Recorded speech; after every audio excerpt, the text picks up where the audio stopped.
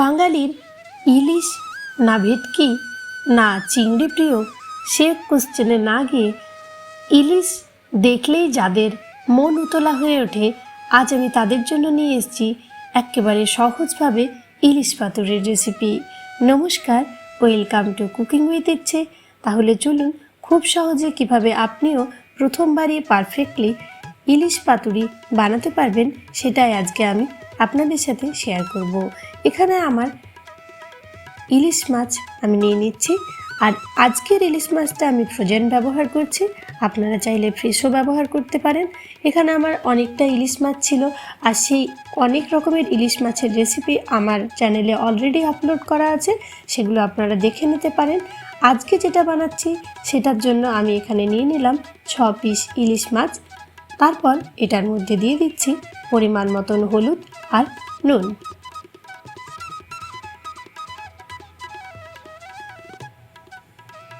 তার সাথে আমি এটার মধ্যে দিয়ে দেব অল্প পরিমাণ সর্ষের তেল। সর্ষের তেলটা এই অবস্থাতে দিলে ইলিশ মাছটার মধ্যে খুব সুন্দর একটা ফ্লেভার অ্যাড হয়ে যাবে, তাই চেষ্টা করবেন অবশ্যই কিন্তু 2 চামচ বড় চামচের আমি এখানে ব্যবহার করেছি। আপনি যেমন পরিমাণে ইচ্ছে সেরকম একটু সর্ষের তেল অবশ্যই দেবেন। তারপর সর্ষের তেল, হলুদ আর নুনটা ভালো করে ইলিশ মাছের গায়ে মাখিয়ে নিতে হবে।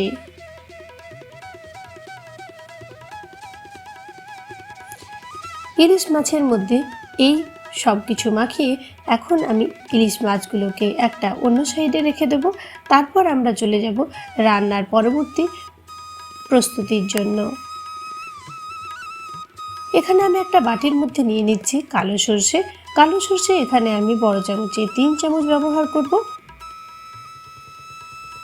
আর তার সাথে আমি এটার মধ্যে ব্যবহার করব হলুদ বা সাদা সর্ষে। সাদা সর্ষেও এখানে আমি বড় চামচে 2 চামচ ব্যবহার করলাম।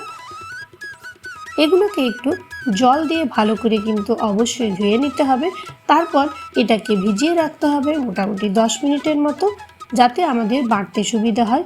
এদিকে আমি সেম ডেটে পোস্ত বানিয়েছিলাম, সেই পোস্তরই 2 চামচ এটার মধ্যে থেকে গেছে। সেই মিক্সারের মধ্যেই 10 মিনিট পরে আমি দিয়ে দেবো আমাদের সর্ষে বাটাটা জন্য, আর তার সাথেই দিয়ে দিলাম অল্প জল আর কাঁচা লঙ্কা।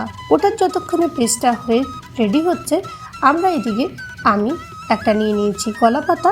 কলা পাতাটা গ্যাসের মধ্যে এরকমভাবে কম আঁচে অল্প সেঁকে নিতে হবে।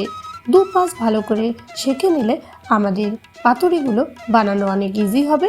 আর এখানে আমি দোকান থেকে কিনে আনা কলা পাতা ব্যবহার করিনি, আমাদের অ্যাপার্টমেন্টের মধ্যে থাকা গাছের থেকে নিয়েছি, তাই কাটতে গিয়ে এরকম একটু সাইডগুলো কেটে গেছিলো। সেটাতে কিছু অসুবিধা হবে না, যখন আপনারা রেসিপিটা দেখবেন তখনই কিন্তু বুঝতে পারবেন। দেখুন এরকমভাবে কম আছে ভালো করে এটাকে আমি সেঁকে নিলাম। এইভাবেই সমস্ত যতগুলো আমার কলাপাতা লাগবে সবগুলোকে আমি এরকমভাবে কম আছে ধীরে ধীরে এটাকে সেঁকে নেব। তারপর আমাদের কিন্তু সর্ষে আর পোস্ত বাটাটা একটা অন্য পাত্রের মধ্যে আমি এখন ট্রান্সফার করে নিচ্ছি। এটার মধ্যে দিয়ে দিয়েছি 2 চামচ পরিমাণে টক দই, আর এই চামচের পরিমাণে আমি টক দইটা এখানে ব্যবহার করেছি। টক দইটা ব্যবহার করার সময় লক্ষ্য রাখতে হবে যেন খুব একটা টক ভাব না থাকে। এর মধ্যে দিয়ে দেবো এখন পরিমাণ মতন হলুদ। হলুদটা দেওয়ার সময় লক্ষ্য রাখতে হবে, আগে কিন্তু আমরা মাছের মধ্যে হলুদ ব্যবহার করেছি, আর ইলিশ পাতুরির রঙটা কিন্তু খুব একটা হলুদ ভাব থাকে না, যেরকম থাকে সেই আন্দাজে হলুদটা দিতে হবে। এর সাথে দিয়ে দিলাম আমি নুন আর 1/4 টেবিলস্পুন চিনি। চিনিটা আপনারা নাও দিতে পারেন, দিলে কিন্তু ভীষণ ভালো টেস্টটা হবে। আর তার সাথে দিয়ে দেবো অর্ধেকটা লেবুর রস। লেবুর রসটাও কিন্তু এই রেসিপিটার দারুণ একটা ফ্লেভার নিয়ে আসে, তাই চেষ্টা করবেন লেবুর রসটা দেওয়ার। এর সাথে আমি বড় চামচে 3 চামচ দিয়ে দেবো সর্ষের তেল। সর্ষের তেলটা কিন্তু কিছুতেই স্কিপ করবেন না, সর্ষের তেলটা অবশ্যই কিন্তু দরা জাতে দিতে হবে, তবে কিন্তু এই রেসিপিটাতে প্রাণ আসবে। সর্ষে এবং সর্ষের তেলই কিন্তু এই রেসিপিটার প্রাণ, তাই অবশ্যই এই দুটোকে কিছুতেই স্কিপ করলে হবে না। এখন সমস্ত কিছু ভালো করে কিন্তু মিশিয়ে নিতে হবে। এই মিশ্রণটা ভালো করে রেডি না করতে পারলে রেসিপির স্বাদ কিন্তু অনেকটাই ফিকে হয়ে যাবে, তাই ভালো করে মিশিয়ে নিলাম। তারপর কলা পাতাটা নিয়ে আমি এরকমভাবে এখন দিয়ে দিলাম প্রথমে একটু সর্ষে পোস্তর যে মিশ্রণটা রেডি করেছিলাম সেটা, তারপর দিয়ে দিলাম একটা ইলিশ মাছের পিস। এখন এটার মধ্যে ভালো করে কিন্তু কোট করে নিতে হবে আমাদের সর্ষে পোস্তর যে মিশ্রণটা আমরা রেডি করলাম সেটাকে। তো আমি একটা চামচের সাহায্যে এরকমভাবে এটা চারপাশ থেকে ভালো করে কিন্তু কোট করে দেব। তাহলে কি হবে, মাছের মধ্যে পুরোপুরি এটা কোট হয়ে গেলে মাছটা আরও বেশি টেস্টি হবে আর খেতেও কিন্তু দুর্দান্ত লাগবে। যখন এটাকে রান্না করার পর খোলা হবে তখন কিন্তু বুঝতে পারবেন। দিয়ে দিলাম একটা কাঁচা লঙ্কা। তারপর আমাদের এটাকে ভালো করে ফোল্ড করে নিতে হবে। লক্ষ্য রাখতে হবে যেন কোনো দিক থেকে ফাঁক না থাকে, যাতে করে এটা বেরিয়ে না যায়। এরকমভাবে দেখুন আমি যেরকমভাবে করছি সেরকমভাবে ভালো করে এটাকে ভাঁজ করে নিতে হবে। আর তারপর একটা সুতো নিয়ে নিতে হবে আর সুতো দিয়ে ভালো করে এরকমভাবে এটাকে আমি বেঁধে নিচ্ছি। এই কাজটা খুব সাবধানে করতে হবে, ভালো করে না বাঁধলে কিন্তু এটা বেরিয়ে আসার সম্ভাবনা থাকে।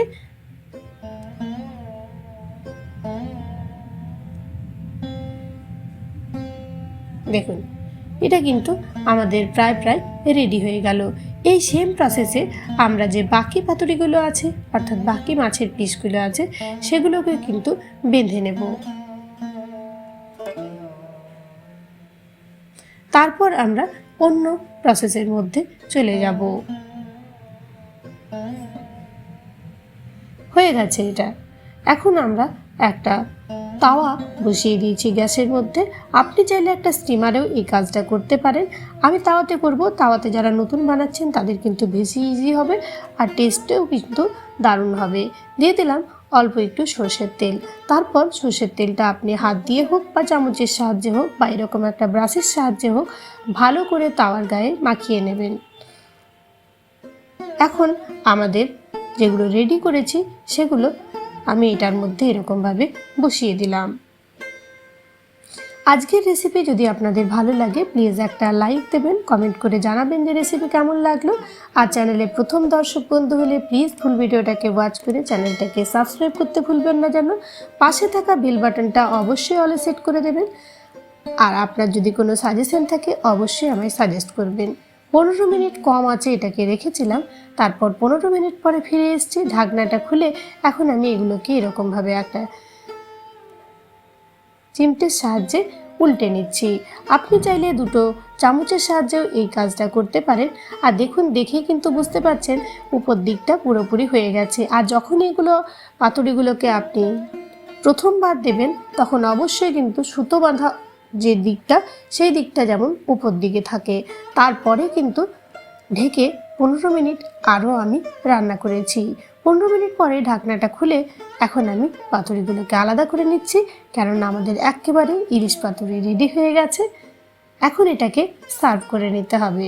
সমস্ত পাতুরিগুলো আমি তুলে নিয়ে তারপর এটাকে সার্ভ করব।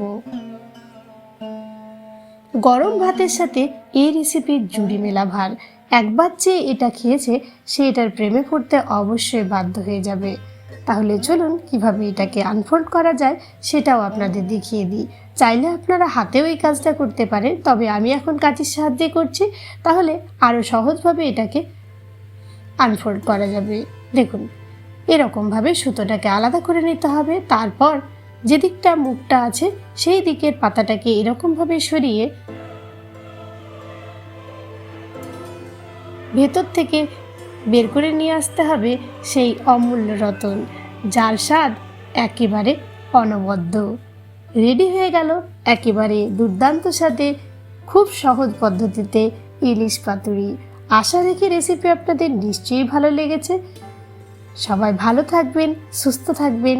দেখা হবে পরবর্তী অন্য কোনো রেসিপির সাথে। এতক্ষণ ধরে ভিডিওটা ফুল ওয়াচ করার জন্য আপনাকে আন্তরিক ধন্যবাদ।